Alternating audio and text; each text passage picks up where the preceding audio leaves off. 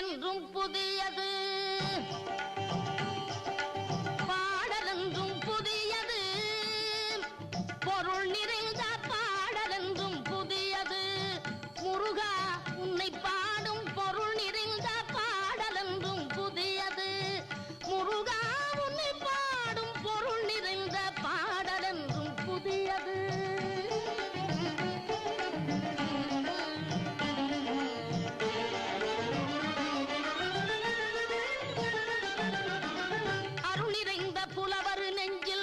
அமுதமென்னும் தமிழ் கொடுத்த பொருள் நிறைந்த பாடல் என்றும் புதியது.